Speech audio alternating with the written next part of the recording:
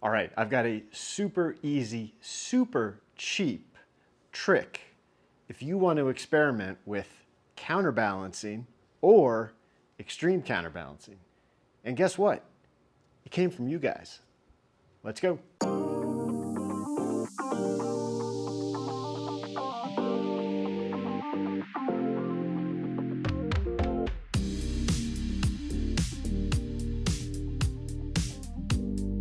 Hi everyone, welcome back to the channel. Hope you're having a wonderful day. So I talk about counterbalancing a good bit on this channel.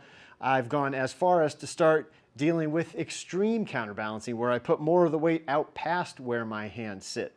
I get a lot of people asking about experimenting with this, trying this idea out to see if it works for their own clubs. So down in the comments, I've gotten this hack, this trick on a few different occasions now, and well, basically for all the people who don't go down and read all the comments, I wanted to show this one off because I think this is a really good idea to both quickly and inexpensively experiment with counterbalancing, with extreme counterbalancing, both just the idea of adding weight and the amount of weight.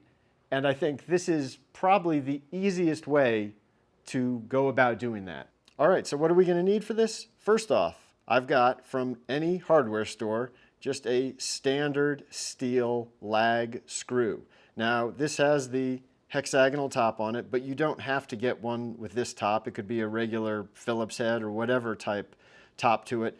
Essentially, all we're really needing is a screw that is thick enough where it will fit inside the vent hole of a golf grip without one, tearing it from being too big or sliding out from it being too small. So this one is 3 inches long and 5/16 diameter. I think you could easily use a quarter. You could probably go another size smaller than that even. The other thing that we're going to use along with this are some standard galvanized steel washers. And these washers, really, I only had two criteria. One, I wanted to make sure that the hole was big enough that I could fit the screw through it.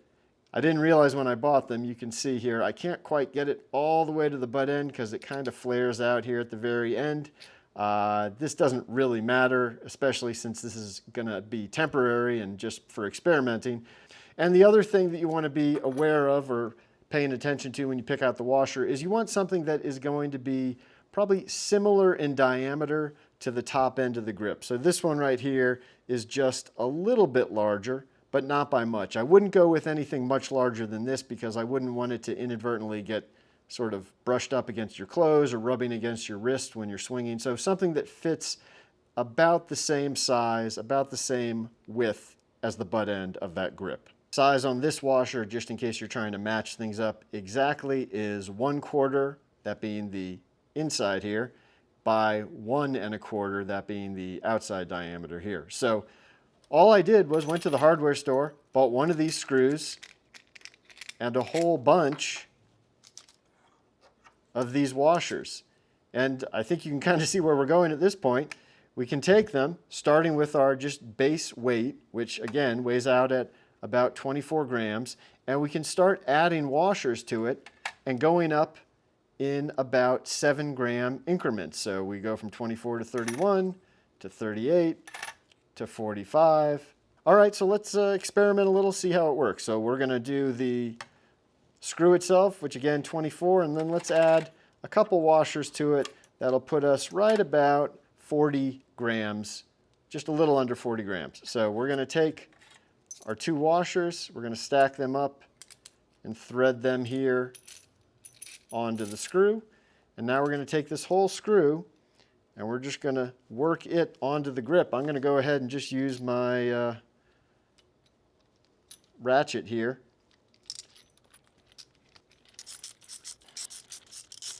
Okay, so now I've got this together, I've got the screw all the way down, and I'm realizing that there are probably a couple things I would do slightly different.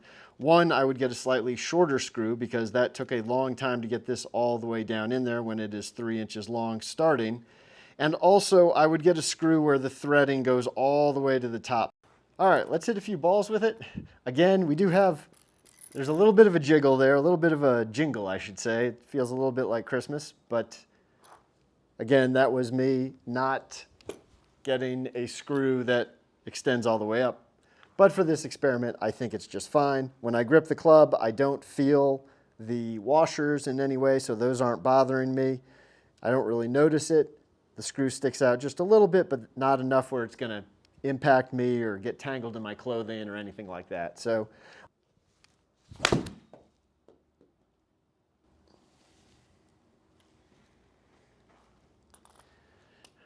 I'm also working on some swing modifications right now, so don't pay too much attention to how I'm hitting it. I'm trying to work on some things, but that wasn't a bad start. It does have that little bit of a jingle sound to it, but it doesn't bother me. Again, this is not meant to be a permanent solution. This is meant to be you getting a chance to experiment with it, figure out how much weight is the right amount, and then you can set up a more permanent version of it using one of the methods that I've shown you in some other videos. A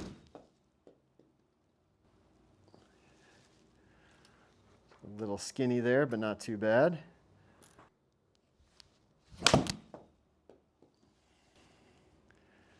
That one was pretty good.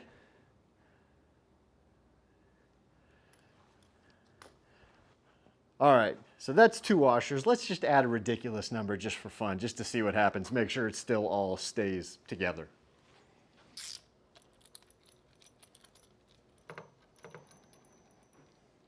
Let's go ahead and just add 3, 4, 5, 6.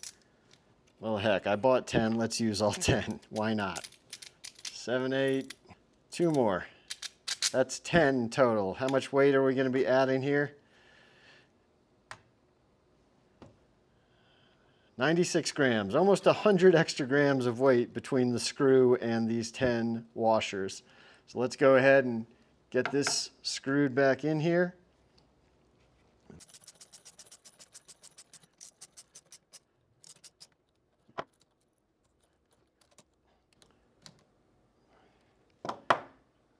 All right, just like that. Those are actually in there pretty snug overall. I don't really feel any movement. We'll see if it starts to jiggle at all. But again, this is a very extreme example with 10 washers, so most people probably aren't going to be doing anything close to this. Now that I've got all these extra washers, it pushes everything a little bit further up with the screw, and so now the threading actually holds against that vent hole in the grip, so it's a little more stable now than it was with just those 2 washers originally.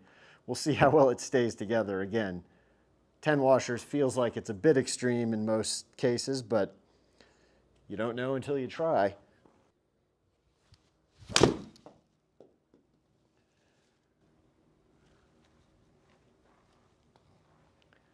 Pretty good. Actually doesn't feel terrible considering I've almost doubled the weight of the shaft now with counterbalance weight. And this would actually fall into what I am categorizing as extreme counterbalance, because obviously this weight is above my hands. But if it was in a more, if we weren't using quite as much weight, it would be very close to the end and I think would be deemed a pretty traditional counterbalance setup. Pulled it just a little bit.